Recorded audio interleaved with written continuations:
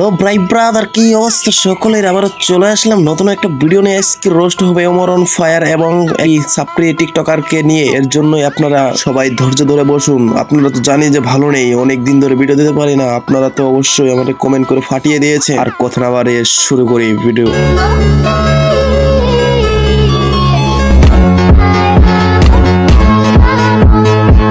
কুতকের একটা বোকাচোদা খাঙ্কির মেয়ে ওমর অন ফায়ারকে নিয়ে কিভাবে টিকটক বানায়, মানে ওর যদি একটু লজ্জা শরম থাকতো তাহলে এই কাজটা ওই করতে পারতো না। ওর জন্ম দেওয়ার সময় মনে হয় ওই ডেলিভারি সিজারে হয়েছে, এছাড়া এই কাম কেমনে করে? বোকাচোদা খাঙ্কির মেয়ে, তোর যতে তুই ভাইরাল হওয়ার শখ, তুই গুগলে কাজ করতি বা তুই অন্য কাউরে নিয়ে কাজ করতি, তুই কেন একটা ভালো মানুষের নিয়ে তুই খারাপ ভিডিও বানাস? তোর তো একদম সাহস অনেক, ঠিক আছে, তোর অনেক সাহস। আমি যা দেখলাম তুই ভিউসের জন্য অনেক কিছু করতে পারস। তুই গুগলে কাজ কর, তুই গুগলে কাজ করলে ভিউস না, তুই ডলারও ইনকাম করতে পারবি। তুই গুগলে কাজ কর, তোর এর জন্য অনেক অনেক উপকার, ঠিক আছে?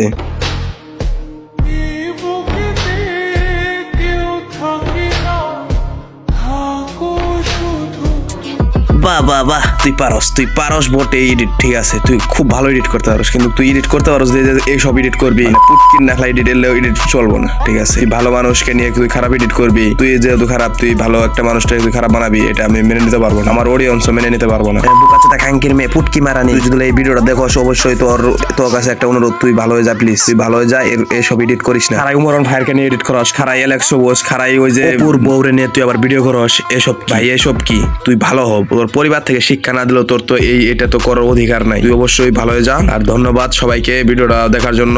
আর সবাই ওরে যদি পাও মেনশন করো এবং ভালো থাকো, সুস্থ থাকো। বিদায় নিচ্ছি, আর একটি ভিডিওতে দেখা হবে। আল্লাহ হাফেজ। আর হ্যাঁ, এরকম ভিডিও যদি ভালো লাগে অবশ্যই চ্যানেলে সাবস্ক্রাইব করতে যাবা। অবশ্যই শীঘ্রই দেখা হবে সামনে একটি ভিডিওতে। ভালো থাকো, সুস্থ থাকো।